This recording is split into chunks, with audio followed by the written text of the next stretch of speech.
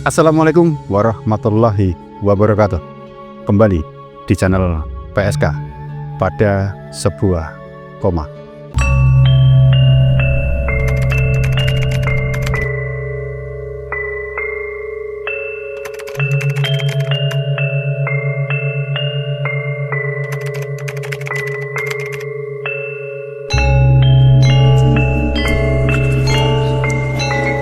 Apa kabar penikmat PSK dimanapun kalian berada?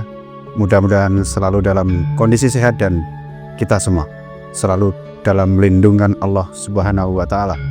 Buat teman-teman semua, jangan lupa untuk subscribe, like, dan komen biar channel ini semakin berkembang. Prabu Angling Dharma. Mendengar nama Angling Dharma, anak-anak kelahiran tahun 80 dan 90-an pasti tidak asing lagi, karena jadi tontonan favorit di tahun 2000-an, menjadi ikon film kolosal di Indonesia. Sampai-sampai kalau kita melihat hal-hal yang berbau kolosal pasti dihubungkan dengan Angling Dharma. Dulu film Angling Dharma ini juga menjadi salah satu tontonan favorit buat saya secara pribadi. Hingga usia saya sekarang yang tidak muda lagi ini, dan kebetulan background channel pada sebuah koma ini adalah podcast pengalaman horor, true story, dan explore sejarah, membuat saya terketuk, penasaran untuk menguak sejarah Prabu Angling Dharma. Siapa sebenarnya tokoh legenda dari Jawa ini? Jadi teman-teman, beberapa saat yang lalu saya berkesempatan mendatangi sebuah tempat yang letaknya di Kabupaten Bojonegoro, Jawa Timur. Tempat itu adalah petilasan Angling Dharma.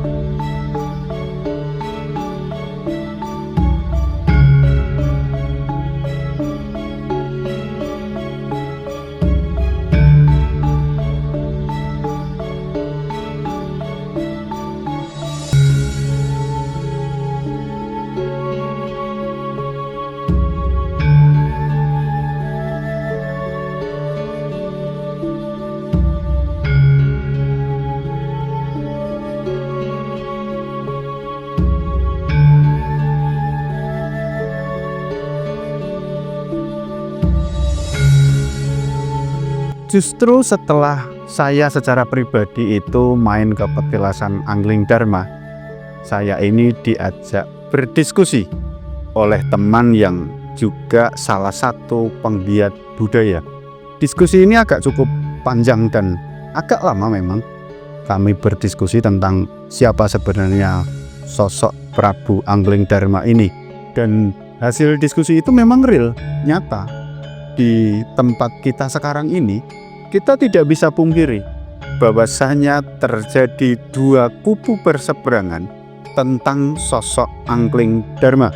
Di kubu sebelah mengatakan bahwasanya Angling Dharma ini tokoh historis atau tokoh nyata adanya. Dan di satu kubu sebelahnya lagi mengatakan bahwasanya Prabu Angling Dharma hanyalah tokoh rekaan atau tokoh fiktif. Dan di video kita kali ini, kita akan coba mengupas satu demi satu alasan teman-teman ini, baik yang menganggap Prabu Angling Dharma tokoh historis maupun tokoh fiktif.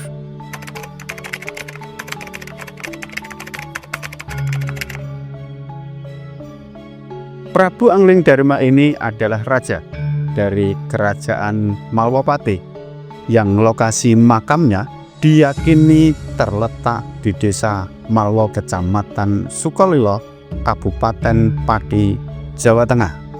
Jadi nama desa dan nama kabupaten ini apabila digabungkan menjadi Malwapati. Bagi teman-teman penikmat PSK yang percaya bahwasanya Prabu Angling Darma ini adalah tokoh historis itu alasannya adalah beliau dipercaya sebagai keturunan Prabu Jayabaya, seorang raja dari Kerajaan Kediri. Alasan berikutnya bagi teman-teman yang percaya bahwasanya Prabu Angling Darma ini adalah tokoh historis, terdapat banyaknya petilasan di berbagai tempat di Pulau Jawa.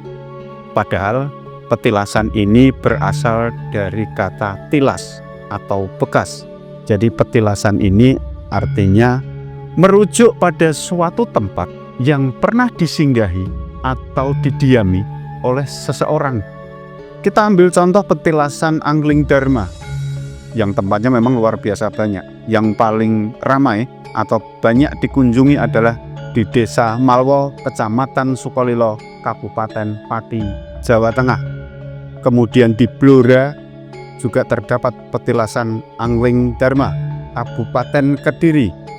Juga tidak kalah, mereka juga terdapat petilasan Angling Darma yang letaknya di tengah sawah. Yang tidak kalah spektakuler, Kabupaten Temanggung dibangun dengan sangat-sangat megah. Dan juga salah satu petilasan yang baru saja saya datangi yang terletak di Bojonegoro, Jawa Timur. Di Bojonegoro, Jawa Timur ini pun tidak kalah banyak pengunjungnya. Saya ke sana bertemu dengan dua rombongan yang berbeda. Ketika saya tanya, rombongan pertama ini berasal dari Jawa Timur dan rombongan kedua ini berasal dari Garut, Jawa Barat. Beliau bercerita bahwasanya sering mendatangi petilasan Angling Darma yang terletak di Bojonegoro ini. Banyaknya petilasan Angling Darma di berbagai tempat ini juga menjadi salah satu alasan kuat masyarakat kita meyakini bahwasanya Prabu Angling Darma adalah tokoh historis. Ditambah lagi ada yang mengatakan bahwasanya bentuk visual dari Angling Darma ini terdapat di salah satu relief Candi Jago, dan yang membuat masyarakat sangat meyakini lagi bahwasanya Prabu Angling Darma ini adalah tokoh historis. Adalah dibuatlah film series atau sinetron kolosal di awal tahun 2000-an. Beberapa alasan yang sudah saya sebutkan tadi menjadi alasan kuat beberapa kalangan meyakini bahwasanya Prabu Angling Darma ini tokoh nyata atau tokoh historis.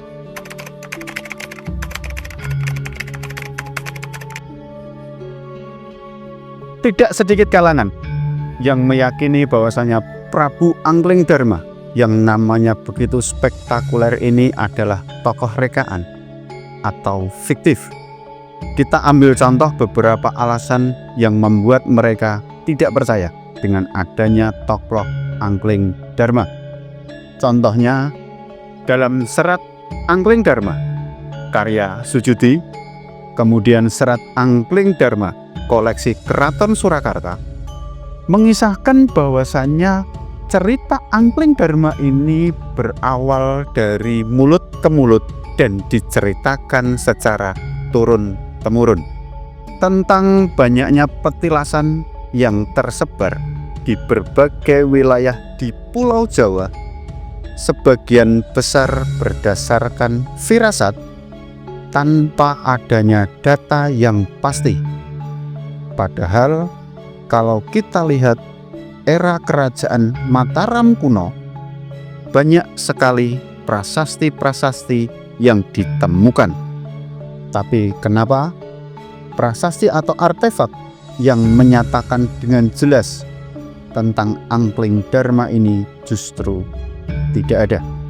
Masalah silsilah Prabu Angling Darma sendiri ini yang menyimpulkan dengan tegas bahwasannya Angling Darma ini adalah tokoh fiktif atau rekaan.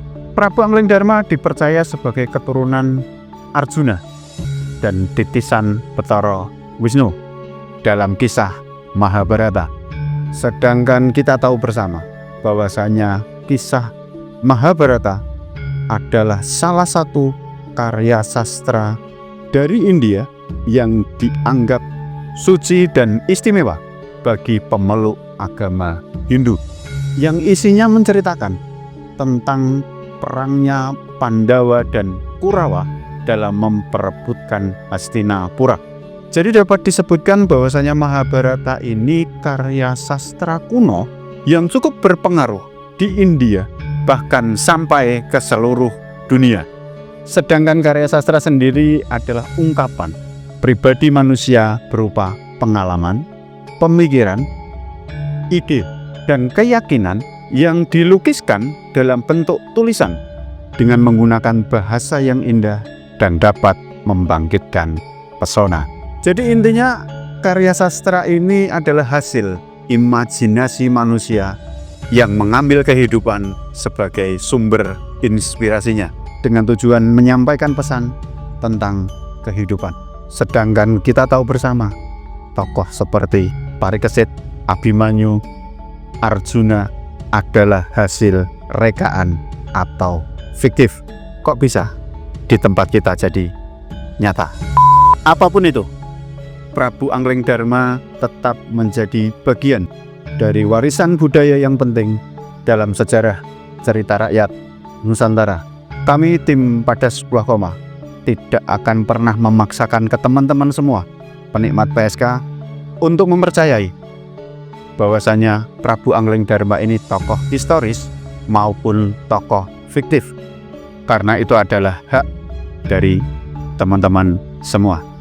Karena kami, tim Pada Sebuah Koma, hanya menyajikan data yang ada di lapangan tentang Prabu Anglingdarma. Historis atau fiktifkah? Atau teman-teman penikmat PSK semua mempunyai pemikiran yang lain? Silahkan tulis di kolom komentar. Itu teman-teman, video singkat kita hari ini yang membahas tentang Prabu Anglingdarma. Ini sosok fiktif atau historis. Mudah-mudahan bermanfaat untuk kita semua.